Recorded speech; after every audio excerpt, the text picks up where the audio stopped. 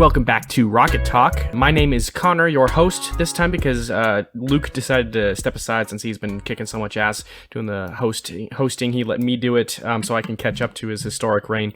And Luke is here. We also have our buddy Blake Pfeil.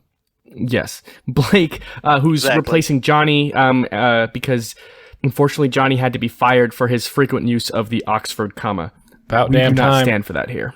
No, I guess you're going to have to fire me too. Down with the Oxford comma. I'm pro Oxford comma Blake, here, so... Well, you don't run our Twitter, You can't say so... that, Blake. You don't say that. Don't say it out loud. No, Johnny's still here. He just is going to take a few weeks off as well, just like Connor did back in the fall, and so he can get all of his chickens in order and all that, so... All his animals. Get all his goats in a row and stuff. Yes. Yeah. We've got a really great show coming up. We've got some Pokemon news, some EA news. We're going to be kind of taking a walk down memory lane for our topic of the week. Before we dive into that, we need a bev check. So, Luke, are you sucking on that G Fuel again? Yes, I got another G Fuel at QT since my QT is carrying G Fuel now. So I have the Sonic Peach Rings one today. So it's actually the first G Fuel I ever had that I got back when they had that in like August. So I have another can of that. Nice, tasty peach flavor. Nice large amount of caffeine, 300 milligrams of caffeine in this can, so very That's going to help you go fast. Yes, I am speed. Wow. Blake, what are you sipping on over there? I am sipping on a glass of 1792 bourbon. Pretty tasty. He's literally sipping smoky. on it. Yeah, good little smoky flavor. It's something that you just want to sip on. You don't drink it to inevitably get drunk. You drink it to enjoy the flavor, you know? Getting sophisticated up in here. And it's got a big old like ball of ice that we've got specific molds for, you know? Makes it a little more fun. Exactly. You know, I don't think anyone has had like actual hard liquor for a bev check yet. That's Luke, true. I don't think any of us have. Yeah, because I've mainly just done beer and seltzer. Yeah, same beer and man, I'm a first. coffee, some wine. Yeah. Blake, you are breaking down barriers here. Hell yeah. I got this Kalamazoo Stout from Comstock, Michigan, and it is heavy. I know those and areas. I used to live in those areas. I know As Bell's. a baby. They are delicious areas. Bell's is a great brand. It's one that I've wanted to try. That Kalamazoo. It's good. Tastes like bread, man. Oh, I'm sure. Let's jump right into nerd news now, and this is some quick Pokemon news. I'm not really going to be able to take the reins on that, but I know you guys might be able to. Mainly Blake, since you were on the Pokemon segment for our 50th episode for our year anniversary. And so we had some games announced, and I think it was like the 25th anniversary or something stupid like that. So Blake, do you want to take the reins on this? I guess so, yeah. So currently Pokemon's in their 25th anniversary for their games being released. So over the weekend, they had Post Malone do a concert in Pokemon Go where he covered Hootie and the Blowfish for some reason. So I didn't get to watch it, but I saw a screenshot of it, and it was of Charmander T-posing behind it. So, imagine telling someone this, like, right when Post Malone was first starting to blow up, be like, hey man, in a couple years, this guy's going to be headlining a concert on Pokemon Go for the 20th anniversary. He's going to cover Hootie and the Blowfish song. And they'd be like, what Mad Lib is this? Yeah. So that was what helped kickstart it. Or no, that was near the end of it because they were doing a whole celebration weekend. And before that, they had like how Nintendo has their Nintendo Directs. Pokemon had their own, where they announced remakes of the Sinnoh region, Diamond and Pearl. I know it's like Shining Diamond and Glistening Pearl or something like that. I'm probably wrong on the Pearl one. I just keep wanting to make a JoJo joke for it because of reasons. I'm needing the Platinum though to come out, and I don't know what they'll call that because I preferred Pokemon Platinum to Diamond or Pearl. But then at the same time, they also announced Pokemon Legends Arceus, which looks really cool. It's an open world Pokemon game. And instead of having all three starters from a single region, it's from 3 different regions. So you got Cyndaquil from Johto, and then you've got Oshawott and Rowlet. I can't really remember what regions they're from off the top of my head. I think Oshawott Gen 4, and then Rowlett is the most recent one. Don't quote me on that. I know I'm sounding like a fake fan for saying that, but yeah. So the Legends Arceus game, I'm actually really intrigued by, because having an open world Pokemon game where even in the trailer for it, people were already like, "Oh, they're doing the Breath of the Wild shot," and they do it from the Breath of the Wild reveal.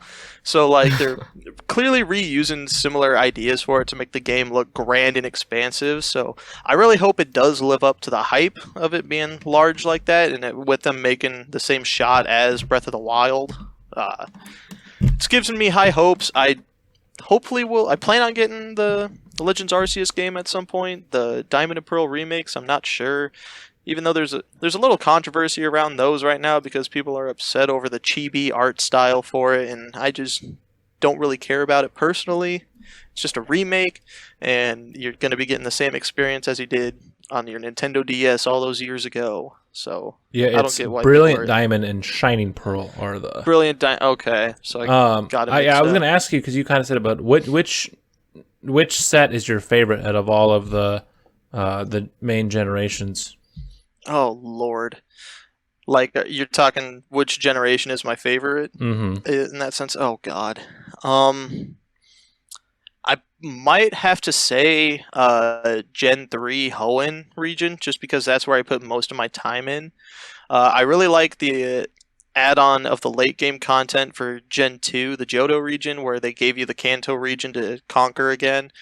Granted, it just seems like a easy add-on for content, but just having it a little more open like that, I would love to do more region hopping in the Pokemon games. So that's one reason why I really like that. But yeah, Gen 3 Hoenn would have to be it, just because I just remember getting Pokemon Ruby for Christmas for the Game Boy Advance, and just pumping so many hours into that game and trying to figure out all the little puzzles in it, because they were a little more in depth than like Pokemon Yellow or Blue or Red were, because I never really had this Johto games. I just borrowed it from my cousin and helped him get a level 100 Pidgeot for some reason. Just out of everything, just that Pokemon seemed to be our favorite.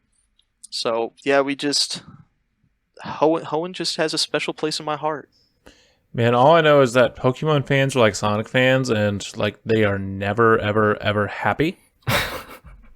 There was that meme of Mr. Krabs choking, I can't remember if it's Squidward, and it said Pokemon fans, and the one with SpongeBob next to it was like me, a casual Pokemon fan, just seeing what's new.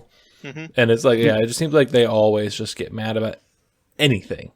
Yeah, it's accurate. It's pretty accurate, just the amount of people upset about it. And even people who are non-Pokemon fans, like a friend of mine that I follow on Twitter, he was like, well, enjoy that, Pokemon fans, in your ugly art style.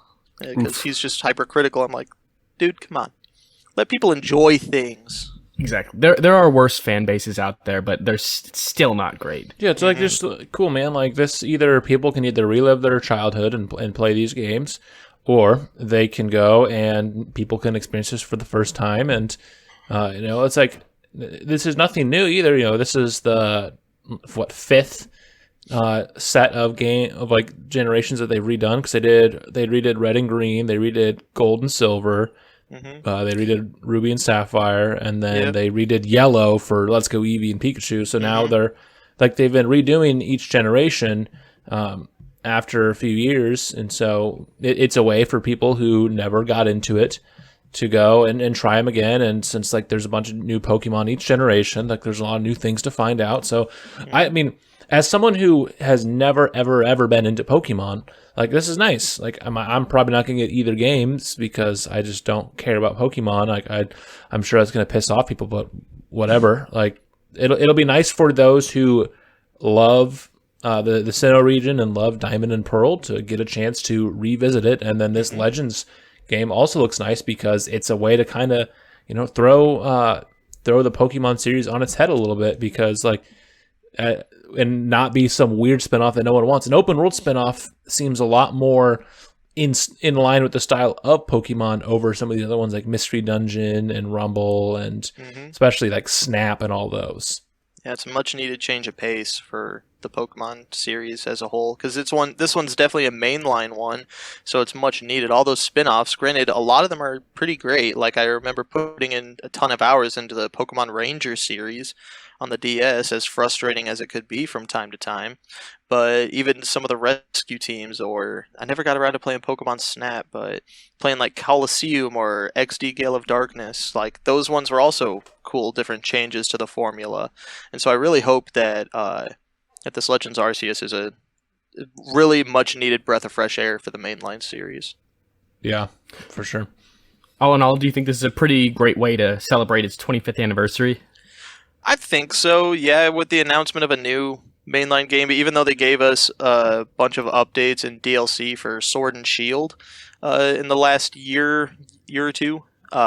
Sword and Shield's a fine game. They're fine. They're real hand-holdy and great for beginners, which I believe is what the creator was going for, but for those of us more lifelong fans, it's not what we were hoping for, and so like it's real easy to get kind of tired of it. I feel like that was kind of a bad idea after, because like that's what like Let's Go Eevee and Pikachu were as well. From what I've heard, is that they were more of the like, this is a very hand-holdy approach, and like that was a good way to get it into, because the Switch is such a good console for people jumping into a lot of these franchises for the first time, with the way that it is with the handheld console hybrid. And like, what a better way to get people into Pokemon than kind of a nice light way to go in the series. But then they could have done it with Sword and Shield and a little different, or whether a hand holding thing you can turn off or something like that. So yeah, definitely interesting to keep our eyes on this one. Yeah, for sure. Agreed.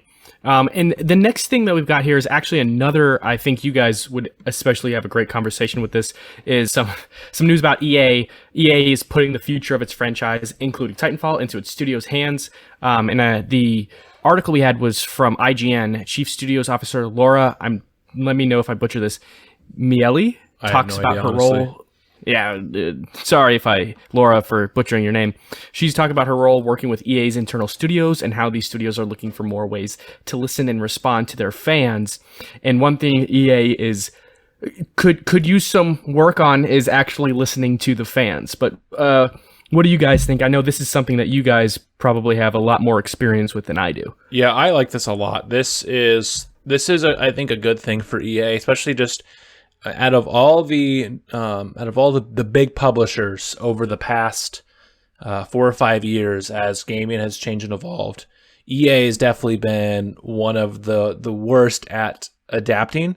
EA came out and talked about how people don't want single player adventures anymore. They just want large online multiplayer live service games. And while that is a thing that people want, like, we've seen it with PlayStation, we've seen it with some of these other games, that people still in droves want a nice single play experience, whether that is something as simple as The Last of Us Part 2 and God of War, or even on the Nintendo side of things, Breath of the Wild and all that. And EA's kind of just been doing their own thing for a bit and having some scummy ways to do it, and killing popular franchises, making popular franchises go into more of a live service style, and it's caused a lot of issues. But more recently, as they've been listening to their fans, we've gotten a lot of good announcements.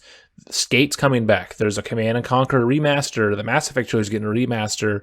The NCAA is coming back. While it's not going to be called NCAA, there's going to be a college football one. And while there's still some kinks to work out with that because of schools like Notre Dame and Northwestern not letting them use their licensing of their logos and colors and all that, we're getting things that fans have been clamoring for back because EA is listening. They're going to let the studios do what they want to do with a lot of these future franchises, things like Titanfall. Titanfall 2 is a game that I have not played nearly as much as I would like, even though it is a wonderful game. It is definitely one of my favorites of these more futuristic shooters with these exo movement type of things. And like, there's a lot of greatness in it. It's one of the only games that isn't Call of Duty that just runs fluid, and like that's what I like about it. So like, I know I'm excited about this because this just helps the gaming ecosphere a lot, because we're going to see some nice things go to these games that hopefully the fans respond well with. But they're listening to the fans is always a good thing to do, to take into account for them. Obviously, you can't listen to everything, but I think this is a good one. Blake, what about you? What are you feeling with this one? I mean, yeah, it's a great thought that EA is finally starting to listen to the fans more and not be so scummy and focused on the loot crates or loot box pay-to-win system for games like they did with Star Wars Battlefront 2, locking characters behind the paywalls, or the loot boxes, rather. And sure, you can grind the game to get them, but hopefully they actually make things level the playing field more for these games. And like you were saying with Titanfall, like that game Titanfall 2 is a lot of fun. I remember when it was free for PlayStation Plus users, and we downloaded it and we played it for a couple days, and it just felt real solid, real fluid. Comparing it to, like, say, Call of Duty Black Ops 3, where that one also had exo movement. I only compared to that one because I played it recently, and just something about Titanfall 2, it just feels more balanced. It felt more fluid. Everything just felt it just felt better than that. Whereas now with like Call of Duty remaining boots on the ground, now I do appreciate that more. I feel like that's where they're strongest instead of all this exo movement. So like, yeah, I really like the direction that EA is going in, but still with their bad history, I am still a little hesitant to really be too optimistic about it. I'm trying to remain grounded and hopefully not be caught off whenever they revert back to some scummy ways. And I mean, hopefully they do, like, actually fix those issues. But just history repeats itself, and I am not 100% confident in EA being totally player friendly. Yeah, I hope they pull more of like what Activision's done recently, where so Activision got away with battle, like more of the battle pass system, not a $50 season pass, and getting away from random loot crates towards stuff like that. But then they've still been like, oh, this game won't have microtransactions, and then a month in, after all the reviews come out, then they sneak it in. Hopefully it's EA, if they do anything, it's more of stuff like that, where it's kind of scummy, but in the grand scheme of things, it's like, cool, someone can pay $5 to get this random skin in Titanfall 3 quicker, like, whatever.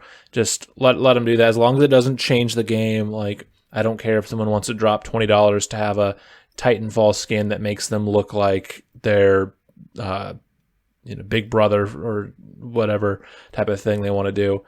I just hope that, like I said, that this does do things, and hopefully that means EA listens and they don't just release games in crowded release windows. I mean, like, going back to Titanfall 2, that game came out between Battlefield 1 and Call of Duty Infinite Warfare. And while Infinite Warfare is definitely one of the lesser of the Call of Duty series, it still had the Call of Duty name to it, so it still was one of the best-selling games of 2016, and you throw in that it had the COD 4 remaster on top of that for the special edition, and Battlefield 1 went back in time, which was the first time that we'd really seen a main World War I game. It kind of got lost in the shuffle, even though it is a wonderful game, like Blake and I both have praised, but it wildly underperformed commercially because of EA doing stuff like that. And so hopefully they'll delay some games if they need to. They won't just push out a bunch of games. Like, obviously they want it to compete with stuff, but if it looks like Titanfall 3 is going to be competing with a second Modern Warfare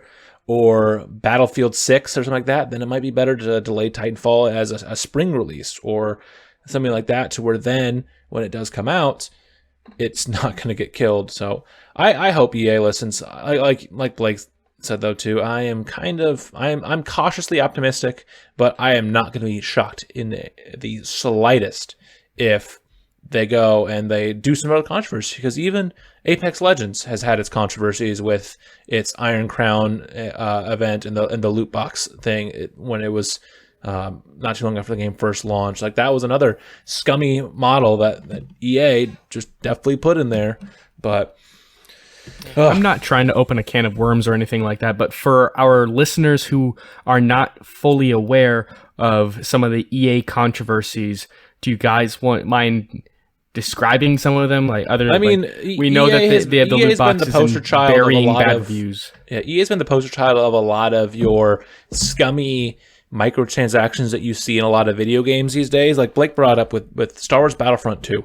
That is one of the best examples of a scummy way that that EA took this title, because like the first Battlefront game was all right, you know, like it looked pretty, but it not having a lot of having the Galactic Republic area, like from the Civil War type of stuff from the prequel trilogy, definitely hurt it. And then this game came out, and yeah, you could spend real money and unlock Darth Vader a lot quicker, because it was something like 40 hours of in-game play time just to get Darth Vader. It's like, I get it, like it's Darth Vader, like that I get him being a big unlock to work for.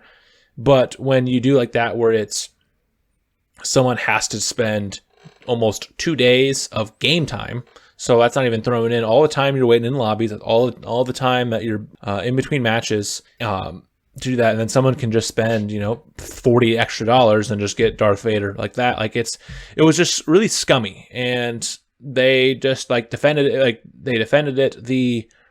There's that Reddit post that talked about how Darth Vader didn't come with the deluxe edition of the post, and one of the community team members tried to defend the controversial take, and it is one of the most disliked Reddit posts. I think it still is the most disliked Reddit post of all time.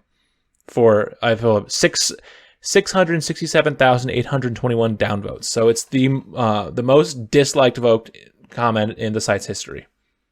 Yeah, where they were talking about like, oh no, it's all about, feeling pride in your accomplishment, getting Darth Vader unlocked, that's what it's all about. Sure, by paying for it, you take away that pride you get. And it's just a bunch of garbage, really.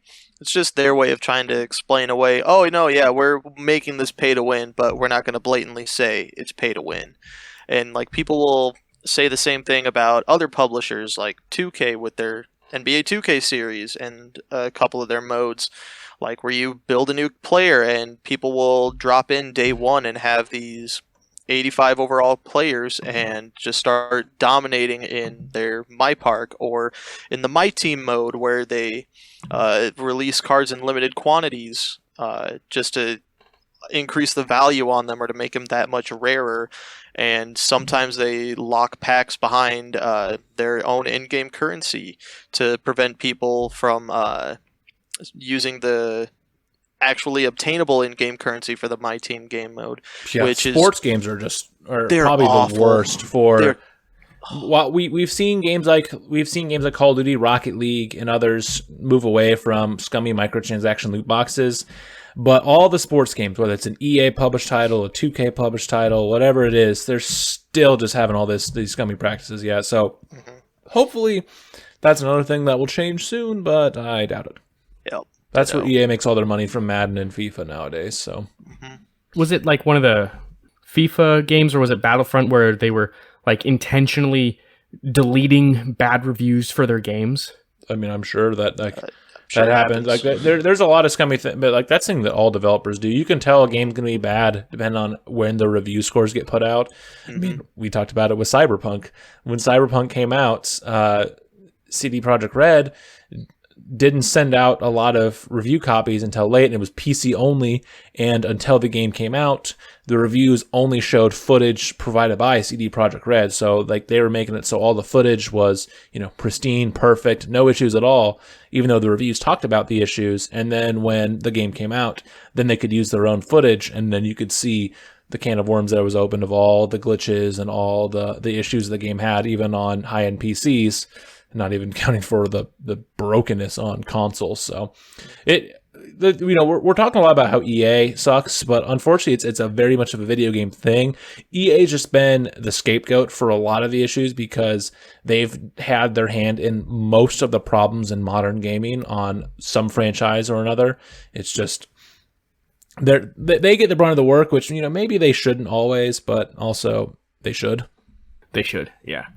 And unless you guys have anything more to say about EA, we can go into the topic of the week. I need to go shower after talking about EA first before we want to talk about the topic of the week. That was Failed attempt at humor. That was a funny joke, Connor. Failed attempt at humor. That's why they pay me the big bucks here. That's true. So unless you guys have anything else we want to talk about EA, we can move on into Black Ops Cold War and Warzone. So Blake and Luke, who are going to be giving us their impressions, the first impressions of Season 2 of Black Ops Cold War and Warzone. So what'd you guys think? Yeah, so the second season, like Connor mentioned, of Cold War started, and since Season 1 started, they integrated Warzone in it as well. So this is honestly a really nice update to the game, I feel like. There still are some stability issues that Cold War does have, but the nice thing about this is that we are seeing a lot of nice things, quality of life changes coming to the multiplayer modes, some new modes and all that. But I think the biggest thing where this update is really shining is in the zombies mode. So in it, one of the big new ones is the addition of Outbreak, which takes place on 3 of the Fireteam Dirty Bomb maps. And so what you do is you go to it, and these are large, open, very, very open maps. One of them is like a whole like ski resort. And so you have a big mountain you can scale down. There's a bunch of little lodges and cabins, and there's different objectives throughout the map so you can go do. And so each map, there's always a main objective, whether it's escorting something, defending an area, or stuff like that. But then there's always an extra objective or two that are smaller. One of them is feeding a dragon. Another one is defending an area against other special zombies to get a special chest. And there's a lot of little things like that, and I really like what this mode has done to zombies. It's done a good way of building off of the already strong establishments of zombies that I talked about a few times already on this podcast, and then giving it some breath of fresh air, because each time you go to the map, the objective can be different. You can play the same snow map 3 times, and you can have 3 different objectives, because there's about 3 or 4 total main objectives and all that. And it just kind of opens up a lot of ways for fans to explore the zombies mode even more. And then on top of that, they also added some new elements to it with new upgrades and new pack-a-punch ammo mods and things like that. So I've been really enjoying a lot of it. I haven't played as much of the multiplayer yet as I would have liked to, but I'm definitely going to be checking that out. And then with Warzone, it looks like we are finally getting the nuke that has been rumored for months as well coming this season. So I'm excited about this. This is definitely one of the better updates the game has had so far. I know it's still early in Black Ops Cold War's life, but I've been enjoying mine. Blake, have you been enjoying the season so far as well?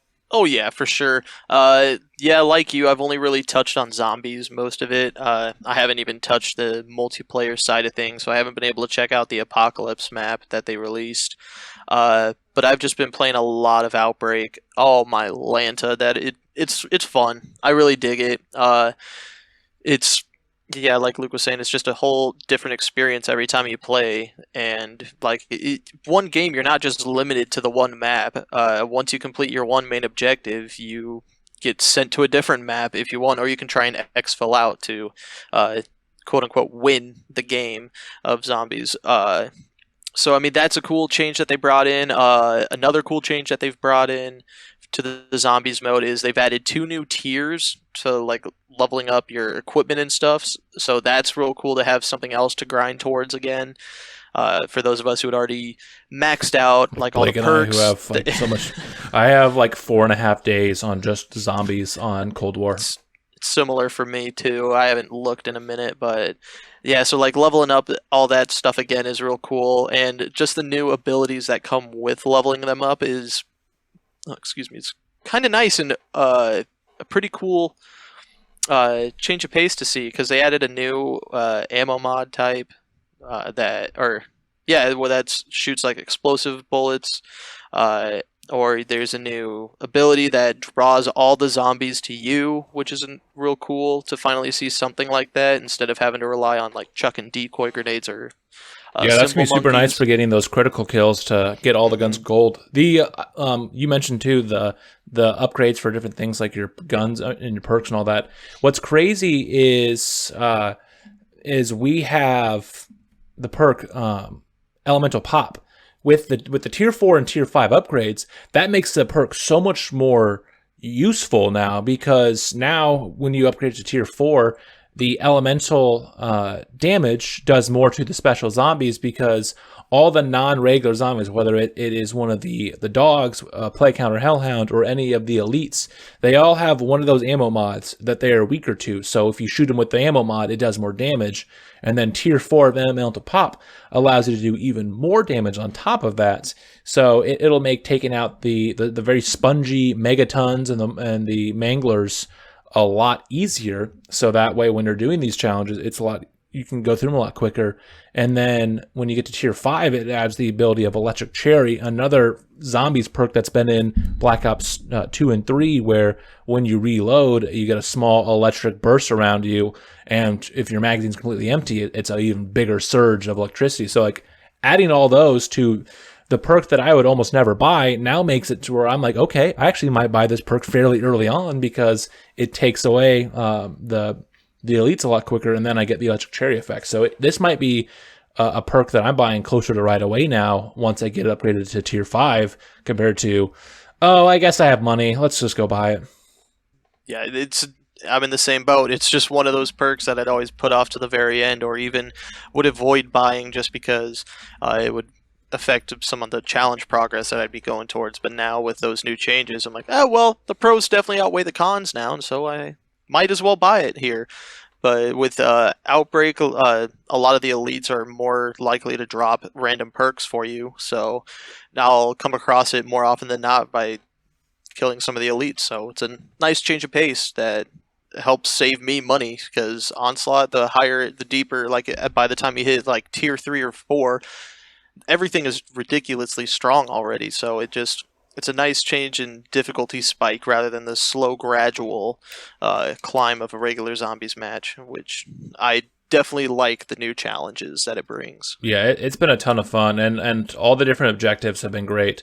I really hope that they keep adding new maps to this throughout the life of the game.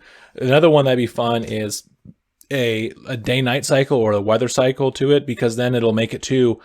Because then if you go and you get to tier 7, 8, 9 or whatever, then each time you go back to the different maps, then it'll be slightly different. Like, oh, you got a Ruka at the start of the game, and it's just the regular sunny, clear skies, perfect. And then you go back your second go around, and then it's dark and rainy. Like, it just, like, little things like that. I'm sure it's easier said than done, but it would be nice to have something like that come in the game to then add a little bit extra variety to it. But yeah, I've been loving it so far. I will probably actually be playing some of that after you finish this recording and I get groceries, because I am excited to go in and keep grinding. Mm-hmm. Same here. All right, so now I guess we can move on to our topic of the week. So all of us have something in common. We all got degrees in media. We all attended Northwest Missouri State University, and 2/3 of us graduated from Northwest Missouri State University. Although, Blake, you decided you wanted to move back to the Big O and then earn your degree. I think you got your doctorate, right, or something like that at UNO. How much extra time he was at UNO? It basically could have been one. 2 years, 6 years of schooling, and it was Northwest was far better than UNO, let me tell you. What? AKL wouldn't have anything to do with that experience, like boosting your experience there, would it? I mean, it enhanced it, sure, but like when it comes to the actual education side of things, Northwest, in my opinion, is far better than UNO. So yeah, Blake was also about to graduate at Northwest, but then just financially it made more sense to go back home, and then it added an extra year and a half to his degree. Yep, it was awful, but I mean, it just worked out better for me financially. So, got to do what the money says. Sometimes, unfortunately, yeah. Mm-hmm. What I guess what would be like the biggest difference in their educational styles when it comes to media? Well, I mean, for me, the difference that makes Northwest better than UNO is at UNO, I felt like a number there. As soon as I walked in, like, I never really felt like a student. I never really felt like the staff really cared. I only started feeling that way in, like, my last semester, maybe semester and a half at UNO, when I had one teacher there. She was real great, and it actually felt like she cared. And every other teacher up until then, like, there was like another one that was actually really nice, and she actually cared too. But overall, like I just felt like a number for most of the experience because when I first went in to get my schedule set up, thank God this dude's fired now because everyone would just complain about him constantly. But like the guy I went to, he just I sat down and he's like, okay, what is this class? And I'm like, what do you mean? What do you do in this class? Oh, I did this thing, and I think it relates to this class. He's like, okay. And he just went through, and instead of like my credits properly transferring over, he had to do all that stuff manually. And it just didn't feel right. And then he said, all right, I need to go take care of something and print off something real quick. And he left me in his office alone for a little bit. I'm like, I'm a transfer student here, and you're trying to get me to stick around here and actually get my schooling here, and this is how you're introducing me to the Not school? good This is first impressions. Yeah, it was Wow. just a terrible first impression the entire way. It was And- not like season 2 of Black Ops Cold War.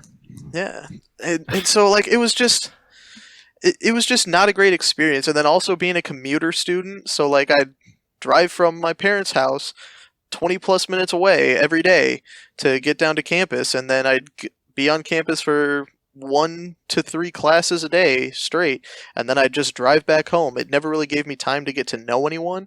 And so like even after graduating from there, after my first year, there was one person that I could say was like a friend of mine there, but after both years there and graduating, like I can't really think of anyone that I met there that I'd really consider a friend. So it was just me going down to school, and that's it. Never really offered much of a socializing experience and getting to actually build some sort of connection. Yeah, most of my friends I know that went to UNO that were commuters, that they didn't live on campus, I hear a lot of the same things where they have a friend or two that maybe they didn't know before school that they're friends with, but most of my friends, including Abby, who that's where she went as well, and and she'll talk about her experiences, how much she liked it there as well. But like that's another one where she really didn't make as much friends at UNO versus a non-commuter school like a Northwest or KU or really just other ones. But like and that's been one that UNO's been working on with adding more dorms and encouraging that. But when it makes more sense just to commute, even if it is like annoying to go from West Omaha to UNO's campus, for those that know the geography of Omaha, like that is a rough thing to do at times. But Yeah, but oh well, they're trying to get rid of that. They're just trying to get rid of that commuter school, how they're known for, but it's just not entirely working out for them. Well, it doesn't help that people in Omaha are very much a like they do things that are comfortable. It's very much an embedded type of thing with a lot of people in that city. So like when it's been hammered into you for your entire life that UNO is a commuter school, then people just it's commuter school, and then it's hard to change. You can't teach an old dog new tricks, and that's how Omaha is, unfortunately. That's Omaha, yep. I had a cousin that went there, and they said that they're adding more luxuries instead of trying to enhance the student experience. Like they're trying to add a rock climbing wall when people wanted more of something that enhances like the individual student experience rather than people who are just going to the gym. They're adding like fountains or something like that. I don't know if that's like part of it, but there are a lot of schools that instead of working on what's the elephant in the room, they tend to add luxuries like swimming pools and stuff like that. Something that all it does is just drive up the cost of the education so they can pay for it. Yeah, and I mean, like, who knows? Maybe if I did spend my entire collegiate career at UNO, maybe I'd be saying differently here. But like, since I spent 4 years at Northwest, I mean, I still consider myself a Bearcat more than anything. I mean, right now, I'm wearing a Northwest hoodie. I don't own a single piece of UNO like apparel at all. You're not feeling like a Maverick? No, I don't relate to the Maverick. Whatever they're trying to put out with that, I never had a desire to go to any of the hockey games or any of the sporting events. The hockey games are on. fun though. They're so hockey fun. is a lot of fun, And we're good at it too. But showing up, driving 25 minutes to get down there and not knowing anyone there, and just showing up to watch a hockey game alone, that just doesn't sound that fun to me. I could, stay home and play video games with friends that way. That just true. always sounded like a better option to me. But Yeah, That is actually a really fantastic way of connecting with friends, though. I think people that's starting to become more and more legitimized. Is video games as a way to connect with friends. That's part of the reason why Blake and I got as close as we did is because we played a lot of games together. Like, we were friends when we were together at Hy-Vee, but then what made it closer is that we played Call of Duty together, and so we got that experience that, and so, I don't blame him if you don't know anyone, you can either go do something alone or stay home and do that. But the nice thing is that before Blake went to UNO, all of us did attend Northwest Missouri State, and all of us were media majors, even if we all were in different forms of media. So that was nice. Yeah. So actually, I think it'd probably be good for the listeners to know more what our majors were. So I was more on the print media side of a journalism major. Connor, why don't you talk about the listeners about your experience as well, and then I can go on mine. I started off just wanting to do radio, and then towards the end, I thought about adding some of the television classes so I could get both emphasis. And actually, my last semester, I was in newspaper, radio, and television practicum all at the same semester because I hated my life, and I figured, why not hate it even more? And yeah, so, but I would still say I'm a radio kid. Despite doing television stuff, I'm a radio kid first and foremost. Yeah, I didn't do the full same one, but I did a similar thing. I went in mainly focusing on print, and I did my required newspaper practicum semesters. I did an extra one as well. But my last semester, I was like, screw it. I'll do radio for fun just because I needed an extra credit to reach my 120 or 124, whatever it was. I needed 2 credits to graduate on top of like what I was going to take. So I added that, and I added jogging as one practicum, 1 hour practicum or 1 hour credits. My last semester was a joke.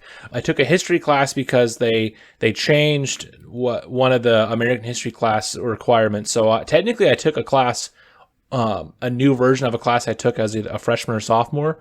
So I took a different version of it with a different teacher just because it was an easy way, because I knew I'd get an easy A. I took that, radio practicum, senior seminar, jogging, ethnographic film study, and creative writing. It was a joke of a semester. I got all A's that semester, as I should have with the classes I was in. But yeah, I mainly focused on the print side of things, and I really liked my time there. The great thing about the media department at Northwest is how much all the professors there, outside of a few that have been there for different times, like love and care about their students. Some of them will be hard on you, but people like Jason Offit and Stephen Chappell, and both Fred and Jackie Lamer, are all just very well-educated, smart people, and they all did an incredible job at teaching. There's a few bad ones. I forgot his name, but Connor, he's the one that did who disappeared to Vegas? Not that You're one. Talking. Crying. The Sutoff? No, Doug liked was Sutoff, actually. Doug was a goofy guy, but he had a good heart too. No, It's the FEMP teacher, the one that had the brain tumor or whatever. I can't remember his name, but yeah, he had a brain tumor. His sister unfortunately died of cancer, and he got fired all in the span of 6 months or something like that. I remember. So that class was a very basic intro to a lot of different things like Final Cut Pro and Photoshop. It was so you could get a very basic understanding of a lot of your different. It was fundamentals of electronic media production was what FEMP stood for. And I remember when we were on the Photoshop thing, he had us Photoshop picture of his kids that were in an airplane cockpit, and the background was the Twin Towers. I was just like, Yep. I remember that as well. That was definitely an edgy phase that I know that we were on with making a lot of 9/11 jokes, but I was just like, this doesn't seem right. Not for a classroom setting. Yeah, no. So, there was a few. I thought you were going to be shitting on Doug Sutoff because I actually really liked him, but I know a lot of my friends had a problem with him. I had some issues with Doug here and there with things because I don't think he realized it was some of the modern amenities that you saw in print. But he was an older guy when it came to it. He was an older part of print and television production. But at the same time, he was great at what he did. I did learn a ton from Doug, and he was a great advisor for me for my first 3 years. So I'm definitely not going to, throw him under the bus with some of the other bad professors. But yeah, Doug was great. You know, a lot of the other ones, whether it was Phil or Will or any of the other ones too, that I didn't have as much of their classes, I still really liked as well. Like the media department is filled with just tons of great professors across the board. And yeah, and like Blake mentioned, how it didn't seem like a lot of them cared. A lot of the Northwest ones cared. Like I would just go and talk to them, you know, randomly, whether they came in to Hy-Vee or I went into their offices just randomly during their office hours. I didn't even have a class with them. I just had to ask them some just random questions, and they always like to talk to us. So great professors. It helps that it's somewhat of a smaller school too. It was only like 66 to 6,800 kids at the school, but the media department was growing, and it's like really, it's like nationally recognized and stuff. It's really a great media department. And Blake, would you like to give us a little bit more of the television side of things? I mean, particularly like your opinion of Will. In my opinion, great guy, but I hear some stuff about him that maybe he's this, that, or the other thing. I mean, I've got a positive opinion of Will. I don't really think that there is much negative about him that I'm not too aware of or that I can't remember. I mean, it's been about 3 years since I was there, so it's been a hot minute. So I just remember him he cared about the craft. He enjoyed teaching stuff and teaching everyone new things. I mean, just I really enjoyed his classes that I had with him, even though a lot of them, like advanced video production, that one was more just education focused instead of practical, like putting skills into practice. It was just like learning, okay, these are different techniques that you can use to light a set, or hey, you need to know how to utilize these 3 different cameras that you'll come across commonly or that you'll be using from here on out for these higher level video courses. And so just some of that stuff was always interesting, but when it came to the practicum courses, like I felt like he did a good job running them and getting them all set up.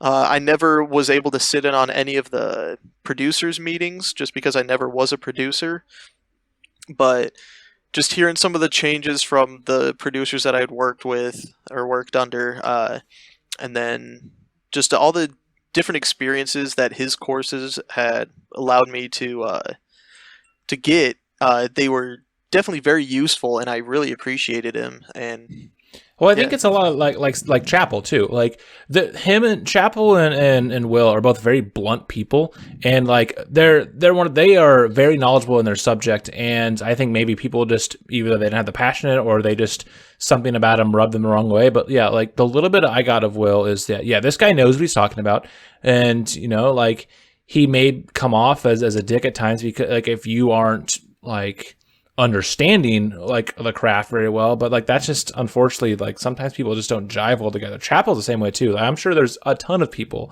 who if you ask them their opinion of Chappell, you're going to get a ton of different answers because he is an interesting man as well to talk to about different things, and like he's not afraid to tell you his opinion on things, and like that's not a bad thing. But for some people, they just didn't jive with that, and I think that's an issue with Will as well.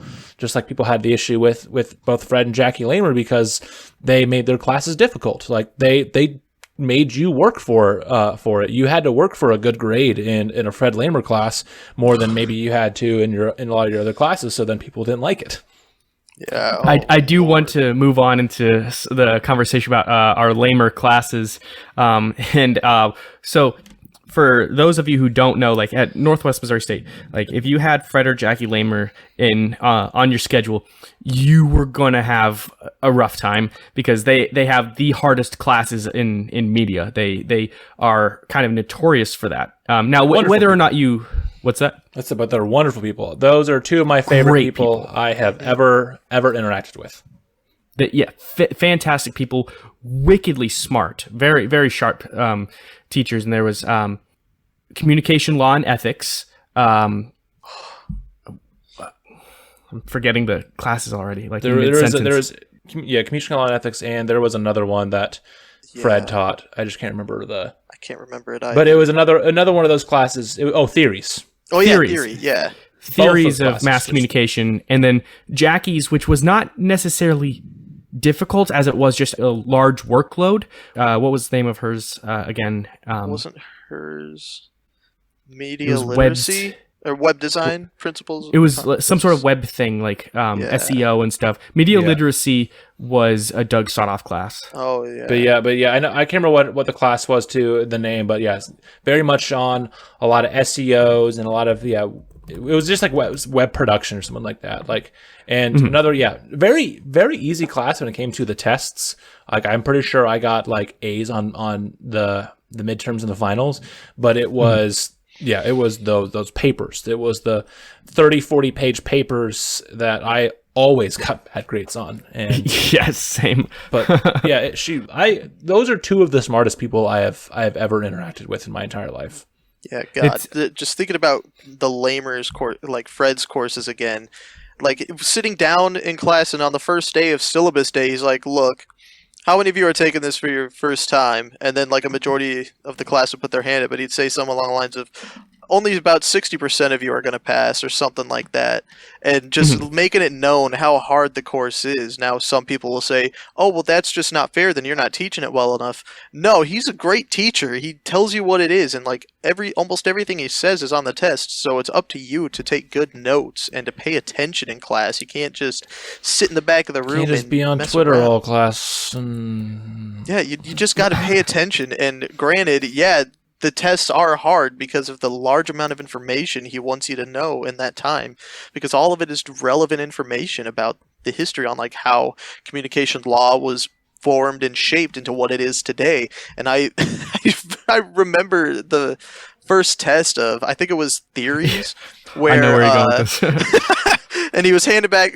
So one thing that Fred does, he gets up on the board and writes A, B, C, D, and F, and then he starts from F up, putting down numbers next to them, and the number represents how many people in that class got that grade.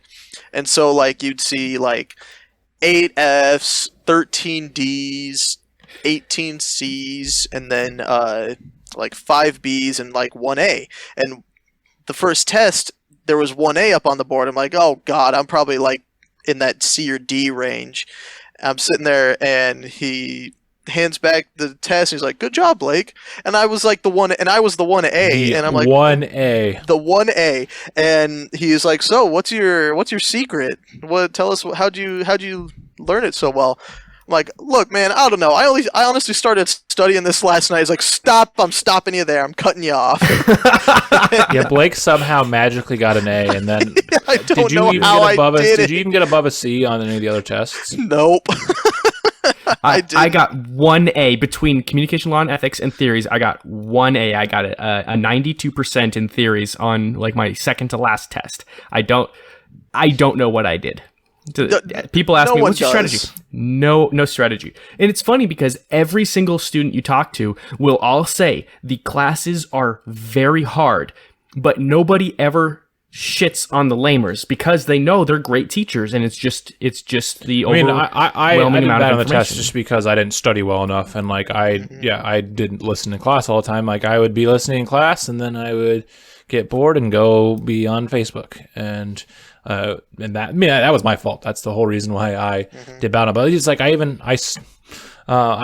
went and I found some of my notes on Google Docs, and I just was like skimming through some of them, and it's just crazy. Like, all these things that like are great because he went over even some basic law stuff. Like, there's things that I learned that then I know Abby has learned in law school, and it's been fun that like I got just kind of a dusting over it, where now she's going a lot more in depth. But like, there were things that I learned about free speech and common law and absolutist theory and a bunch of things like that I would have never known if I hadn't taken this class. And like then it's there's so many good things about this to know, because we found out about some of the most important Supreme Court cases that relate to media and free speech and all that. So now we are more informed than just an everyday person because we took these classes. And like, I can't commend Northwest enough for making that a mandatory class. I also can't commend them enough for making that one of the only classes that in your major that you can actually pass with a D. Almost every other class you had to have a C, but for those two classes you could get a D and pass, which I did on one of them. I can't remember which one though. Yeah, another thing that like I really appreciated about comm law was like apparently I had heard from people on campus, I don't know how true it is, but it was like the second hardest law course on campus in general for those who were going into Nice. pre-law. But and then on top of that, just to help reinforce that information, one thing I really appreciated about his classes were the debates that we had, like where he'd set up and say, "Okay, your guys are being split up into these two teams. I've got you all split up already. Here's your case that you are going to debate. Your side is against this thing from happening. Your side is pro this thing that's happening. Now, I need you guys to go and find all these different court cases, have these X amount of different sources, and we'd have to write a paper around it too.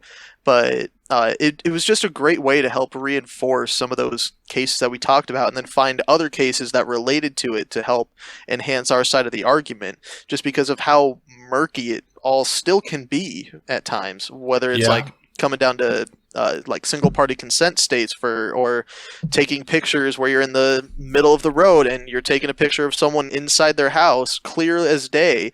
But is that illegal invasion of privacy, or is that totally legal because you're in a public space and it's within the public view? And like we're using a telephoto lens. Like, or so many of those things that it's and the nice thing about it is whichever side was more well prepared was the side that won that debate. Because I'm sure there's years that in the case you're mentioning where it was like a lady who like saved a bunch of kids on a school bus. It was someone sort of a lady was a local hero, but then she was caught like having an alcohol issue, and it was like whichever you could be debating for or against it. And there were times that I'm sure some semesters the side for her won and the sides against her won, because it all depends on how well you debated it because of the way the law is interpreted.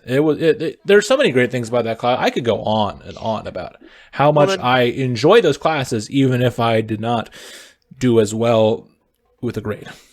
Yeah, it's and then the most also fun how I never want to have again. Exactly.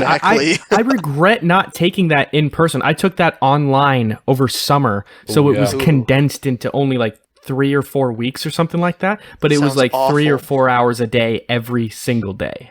Yeah, you should have. So I never did get in the person. debates. It was a lot more fun in person. Actually, that's where it's that's another one that a regret I have about Northwest is that. You know, I became really close, obviously, with all of my fraternity brothers, but I didn't really like befriend a lot of the other media kids that weren't part of AKL until later on into my college career, and classes like theories and comm law were the ones that got me into that, because I would have like one of my comm law study group was me. It had Phil Dunlap, it had Sydney Otter, Kayla Hammer, and Rob Barnes, and like that's how I became a lot closer with all of them. And you know, I mean that's how Sydney and Phil met and now are married, and like things like that happened where like I got a lot closer to a group of people that were in my major because of that class. And if it wasn't for that class, there are people that I consider friends that I never would have interacted with outside of maybe a mixer event or just chatting on a different class that I may have had with them, and I'm glad for that. Yeah, like same thing for some of the television courses.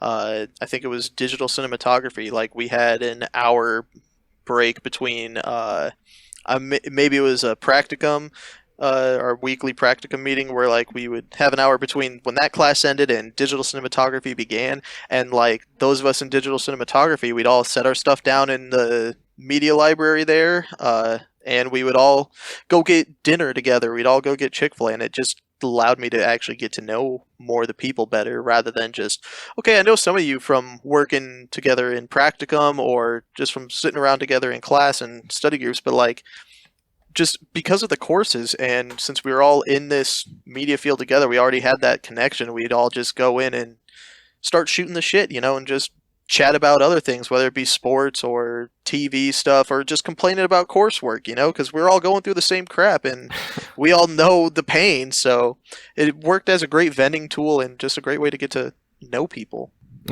Yeah, exactly. And the access to the technology. I did want to ask you this Blake, is it's a slightly smaller school than UNO, and by that I mean immensely smaller. So you're more likely to make closer friends there, and more likely to get more hands-on experience with the equipment there. At UNO, did you find it to be harder to get hold of the equipment because there's so many more students, or did you actually find more opportunity there?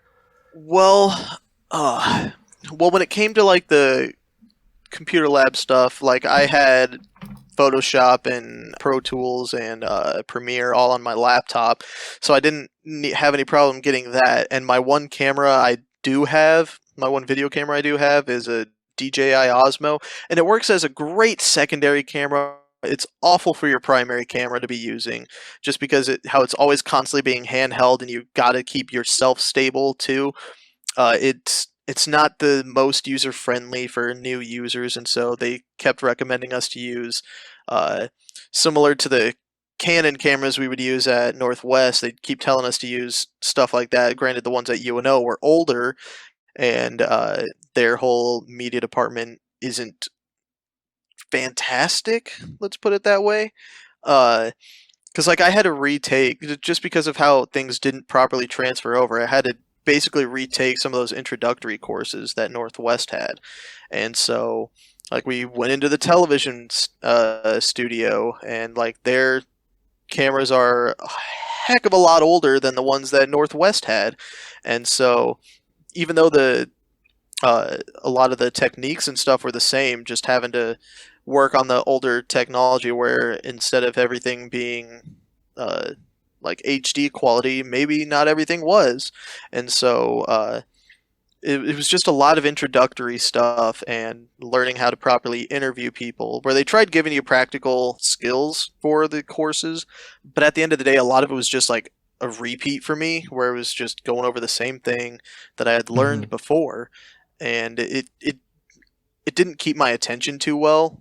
And so some of the teachers, like, they were older and they knew their stuff. Like one of the guys who helped teach the radio side of things, he had won numerous awards, and he like told us tales of like some horrible like interviewees that he had to build the story around, because he was like talking about like gambling losses and how they can help you on your taxes, just for some news story he had to do. And the guy, the like accountant that he interviewed, it's super boring, super dry, and so he tried to make the story real fun and entertaining, and so he like reused the same audio loops of the guy saying that's correct, yes, and stuff like that, because the guy wouldn't go too in depth. And so he showed us the story, and he definitely like made it work well. So it was great to hear from someone who knew what he was talking about. But then there were some guys, like the video guy, who he was great and all, but all of his stuff that he was teaching was just very bare bones, very basic stuff. Like, okay, so now that you've got your footage here, drop it into here, and try and cut between these three different things, and try and have your audio over top like you're telling a news story. So meanwhile he was doing that, I was messing with the green screen for the news story that we had to film, and I was having some fun with it, you know, but like after that, like I couldn't turn it in that state, you know, actually using some of the skills that I had learned at Northwest, just because it wasn't really on target for what he was looking for. Granted, it would have been a better showcase for what I could do, but it just didn't equate out. So that's why I ended up at UNO switching from the video and audio side of things to more public relations and advertising based, so more design and some of the more creative sides of things. That way I was like, you know, I can really work on these skills more. I need to build upon these, and so it was great practice for stuff like that.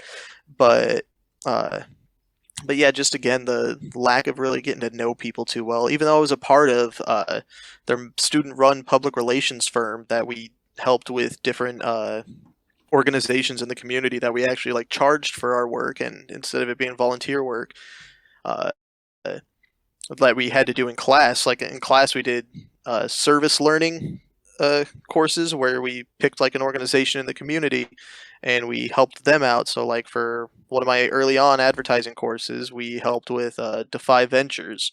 They are a nonprofit that works with incarcerated individuals that they try and give skills to them to help them be more business ready, more hireable, and so they bring in entrepreneurs and different companies from the Omaha area to come in and sit down with them and tell them, hey, so these are skills that we're looking for, and so here's how we can help you learn them while you're in jail.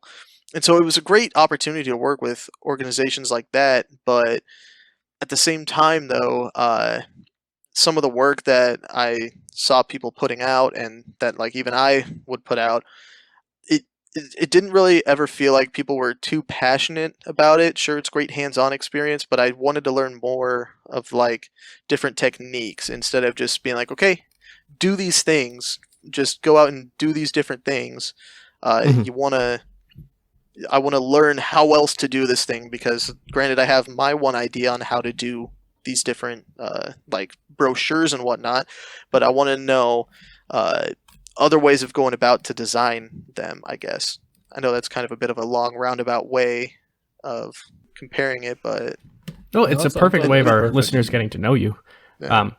And so I guess a question that I think everyone gets at some point is like, are we currently working in the industry in which we got our degrees? I am not. I actually was Nor am I. first. Yeah. So I actually got lucky. I don't know if I talked about it on the podcast. For my first about year after graduation, I actually was working for a newspaper in Leavenworth, Kansas. I was the sports editor for the Leavenworth Times. I love that job. It was wonderful. You know, even though small town print is nearly dead, it was a fun thing. It was a nice experience. I learned a lot on top of the stuff I had from my college career. I learned a lot about it, and I got to cover 4 high schools and a small college, and I had a ton of fun doing it. You know, there definitely are regrets I have on how I did things, and I wish that at times they were maybe a little more financially stable, so I could have done a little more, because I was kind of limited on what I could do since I was the only person, and they were trying to keep my overtime to a minimum. But it was a great job. I loved it. But when I moved to Atlanta, I had to find a job, and I wasn't getting stuff in the media field that were getting me asking for interviews. So then I got a job as an admin assistant for a wheel repair company instead. And that's where I've been for the last year and a half. And, you know, it's a good job. I have used things from my media degree with help with like social media and things like that. But, you know, I'm definitely not using a lot of my multimedia journalism stuff using spreadsheets and invoicing and all that I would have at maybe a different thing, which has been unfortunate. And I've thrown out applications at other places and stuff like that, but I am not in my degree field as of right now. As long as you're in a job that, you know, treats you right, gives you, you know, good benefits and stuff, that's fine. Blake, are you working in a field right now in which you got your degree in? Nope, I am not. I am in the transportation field right now, working for a transportation company, one of the largest in the nation, and I just help manage one of their accounts and set up loads for their drivers and make sure their billing's all right. And like I've been there for 6 months, and I like it. It's predictable. It's a fairly monotonous and repetitive for a lot of the work, but it's a paycheck. It's a solid paycheck. I mean, it's good enough. It's more than what I was looking for, so it's better than where I expected to be out of college, and there's definitely a lot of potential for upward mobility for me to even potentially use my degree, because even right now I've got a little side project that I'm working on for them where they don't really have a map of their districts or regions for their different distribution centers for the account that I'm on, and so I'm trying to build a map for where all their store locations are, and then or giving them ideas on how to like better showcase this information rather than going into their system, which is just an Excel sheet that once you export it from their website, it's just an Excel sheet saying, okay, this store in this city is in need of X, Y, or Z, so therefore we need to then take this information and then add it onto these loads, so therefore they can get X, Y, or Z taken care of. So I'm just trying to come up with different ideas to help like the account and the organization run a little more smoothly for us doing the work, and then even to help better visualize the information, which is what I'd hope to do at some point, help build some sort of visualization aspects for it, or to move into the corporate communications team one day would be nice, so I can actually use that expensive piece of paper I finally earned. True. I mean, it doesn't help either that Blake graduated as the pandemic hit, so jobs were, no matter what, anyone who graduated in this last year plus, it's been a rough go for finding jobs because, places aren't hiring as much. Like, I mean, my company had a hiring freeze for a good 2 or 3 months.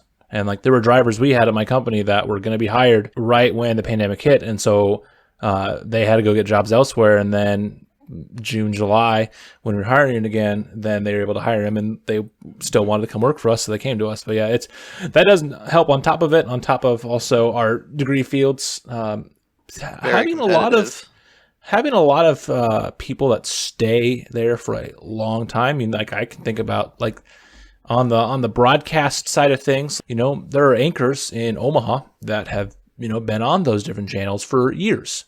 So, like, the fact that it's been the same 2 or 3 people anchoring that news program in a middle, medium market like Omaha, like, then it makes it even harder for us recent college grads to get our foot in the door too. So that always isn't hard as well. Connor, what about you? You mentioned you were not in your field. So what are you doing then, using your radio degree to not work in radio?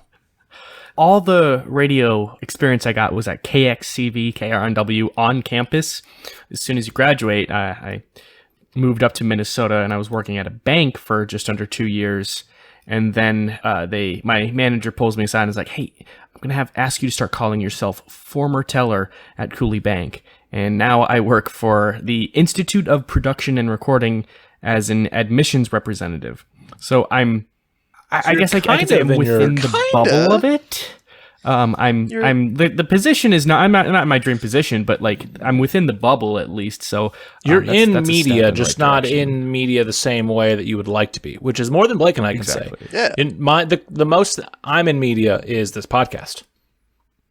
So technically you also are in media, Connor, because you do a podcast, even if it is a lot more informal, and we only get paid pennies when people listen to us through Anchor and those podcast platforms. Listen to us on those too, please. We like money.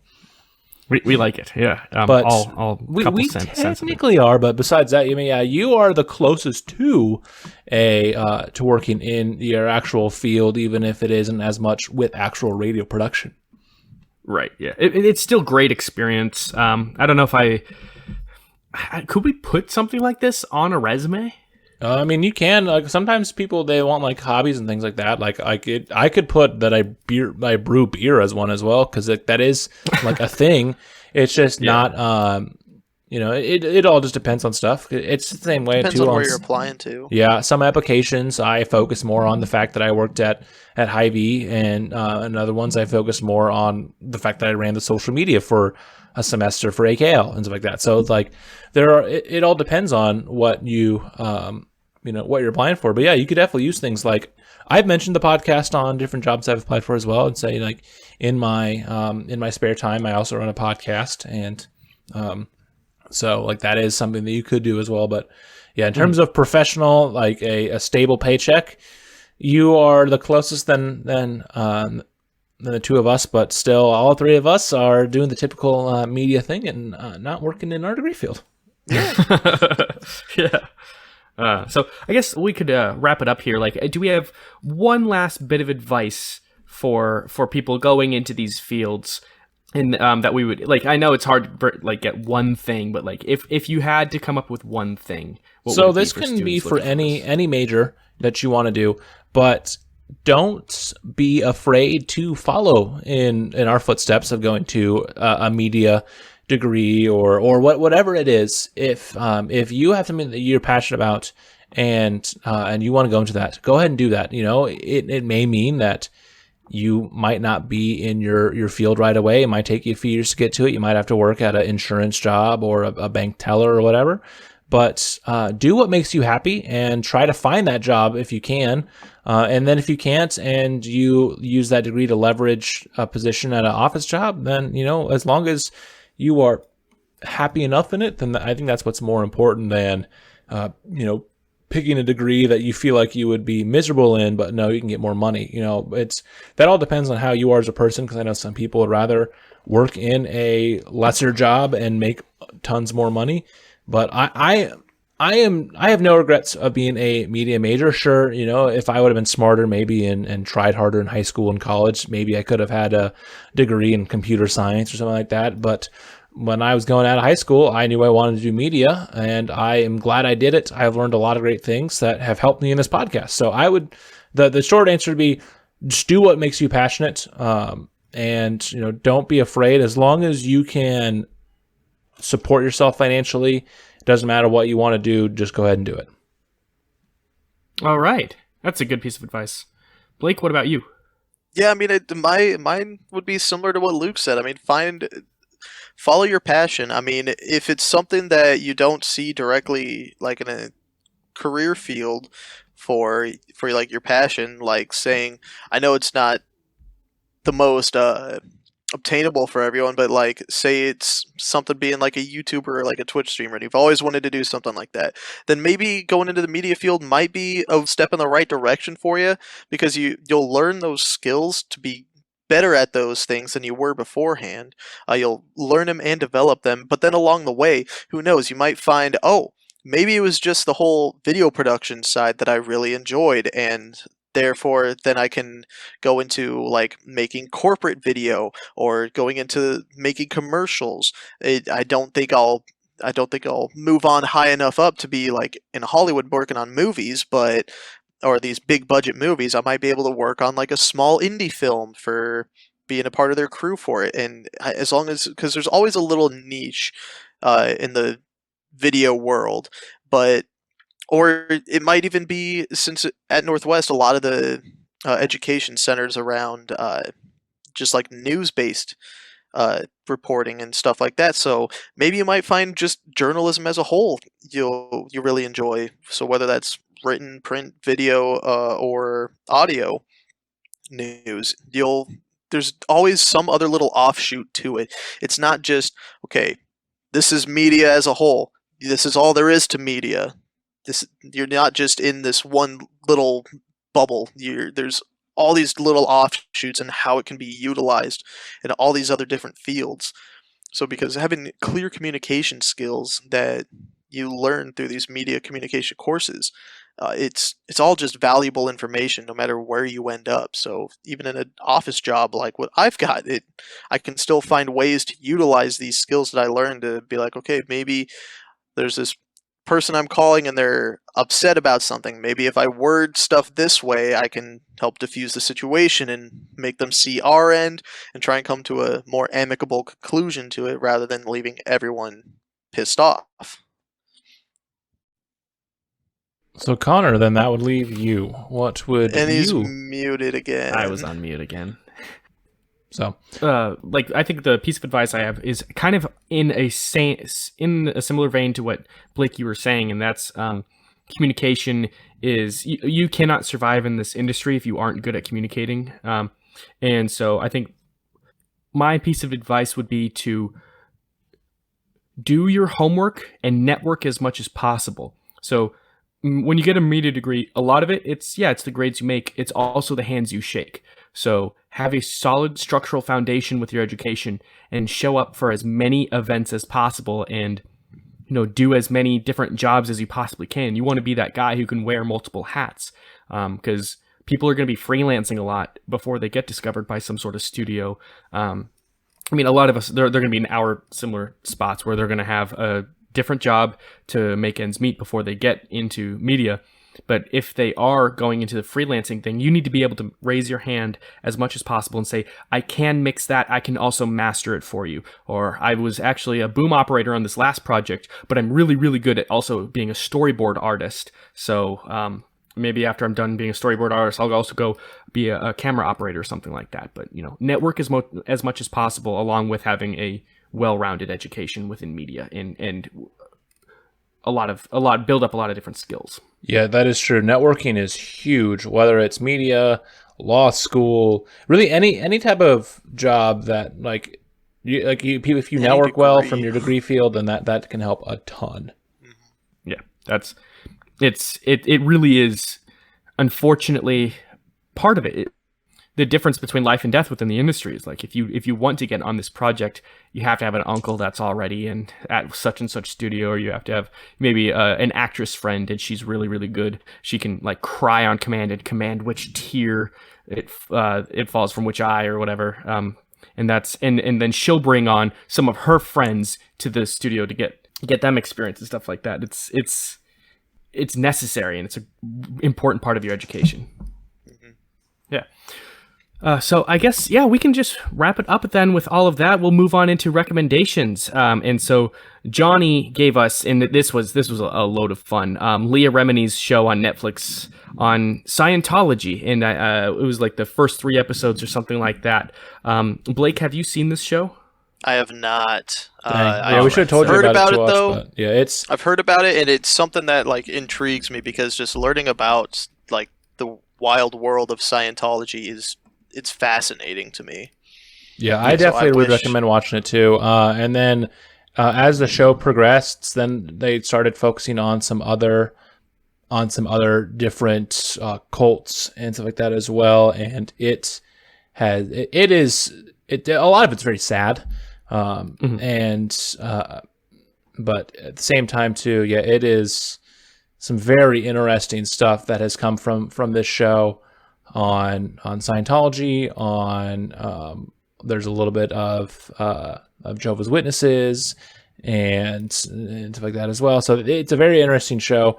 I actually had already watched it before Johnny recommended it, and Abby and I watched a handful of episodes, and it is just insane, just like how this group operates, and I think that's the biggest thing about it that I don't think people realize, whether it's Scientology or other just like organizations, that people that's these people, and they don't realize like just how like corruption is in there. And obviously if you look, the church Scientology does not like this show very much. Oh, I'm sure. But I think I'd heard about the show actually from a YouTuber that I watch, where he talked about him falling away and leaving Jehovah's Witnesses, and how Chris Stuckman, probably. Yes, exactly. It was Chris Stuckman, and his whole hour-long video was very enlightening to the world of Jehovah's Witnesses, and he mentioned that show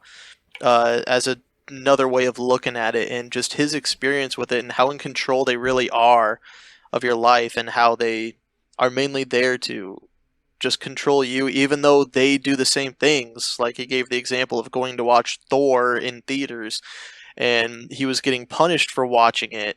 And meanwhile, one of the elders on the board, he saw the elder there with his family watching it, and the elder is punishing him, the one guy, Chris, to going to watch this movie. And he's like, what do you have to say about it, though? And he was trying to get the elder to help, but the elder's like, no, this isn't about me, it's about you going to see this. That's so toxic. It is, and it just is so horribly manipulative. So just it's just crazy how it was mind-boggling.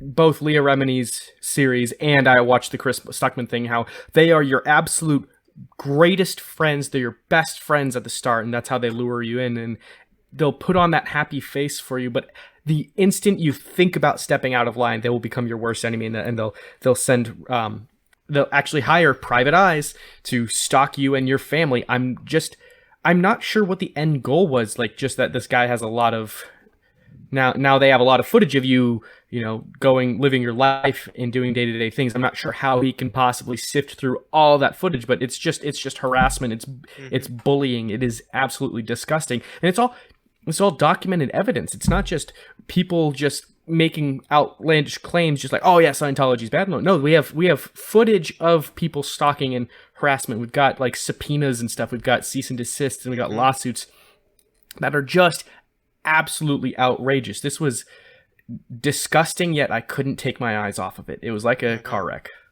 Yeah. Yeah, that's that's a whole good way to describe the entire the show. Is it's a car wreck that you can't stop watching, and you just feel for a lot of these people just because like they just started questioning things, and then they lost their they lost family and close friends, and it's just unfortunate that this comes from that.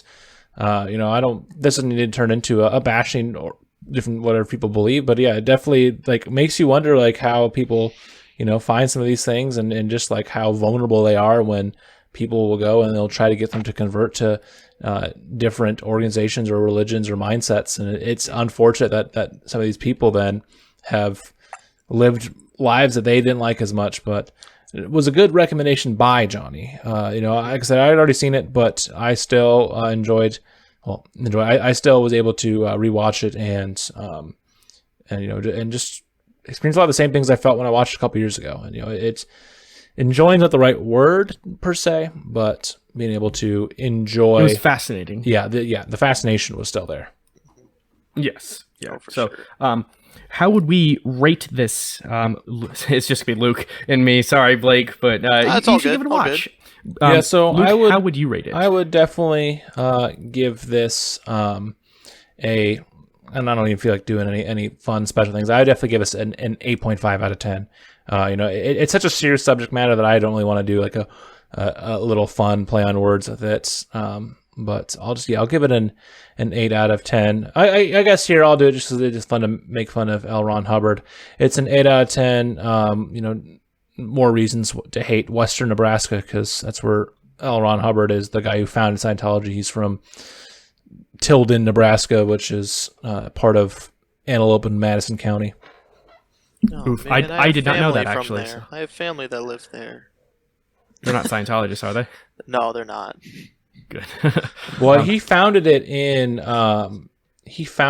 like L.A. He just was born in Tilden, but he like grew up in like Montana and then was kind of all around the world. But then he founded Scientology in California. All right. Well, now I'm sad about What Nebraska. would you rate it, Connor? I'm gonna rate this a good 8.5 out of 10 hypocritical pieces of shit, and that's where I'm gonna keep it because it made me I don't care if we extremely upset. We'll probably piss people off, but oh well. Yeah, so that was a really, really good recommendation, Johnny. Thank you. And so we are going to move in. So I believe it is my turn for And if Blake wants to go as well, because he is our guest, he can give us a recommendation if he has any ideas. It can be a game demo, it could be a TV show, a movie, an album.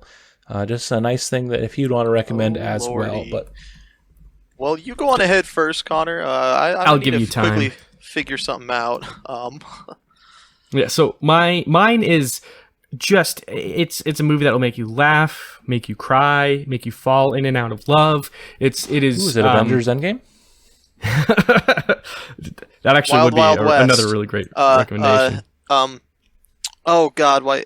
I'm just trying to shoot out stupid movie ideas here that won't actually make you laugh or cry. Like Spaceballs. The Room. The Room. Yes. The Room. That will make you laugh and cry for different reasons. Yeah. So I'm actually recommending a movie that came out in 1989 starring Robin Williams, Dead Poets Society. Great movie. Yeah, Fantastic. It's on Hulu. I checked right before we started recording. Oh. Yeah, so watch that. Directed by Peter Weir, something like that.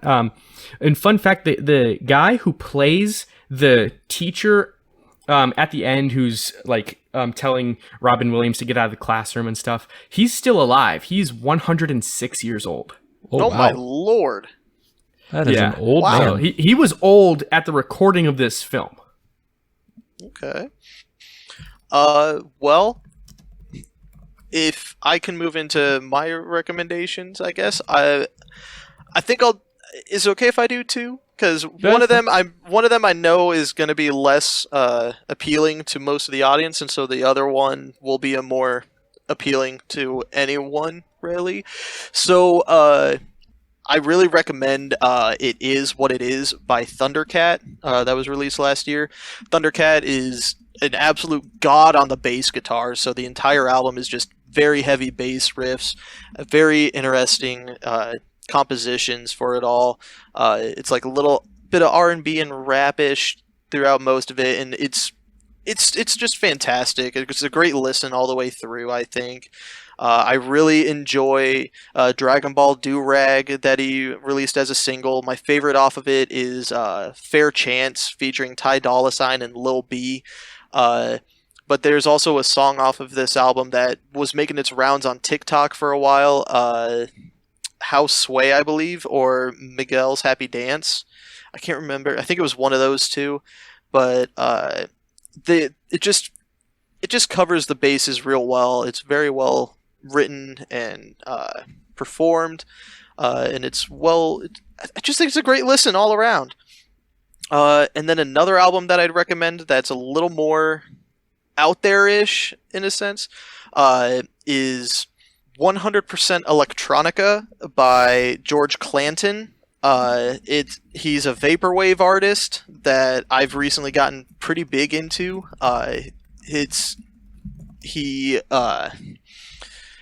The guy doesn't really have any real music background. He's just was like, you know what, I want to make music. And he started making music, and he's got a couple other personas that he's released music under. But 100% Electronica, I feel, is my favorite of his just because of how consistent it is all the way across. It's very, like, synth-heavy.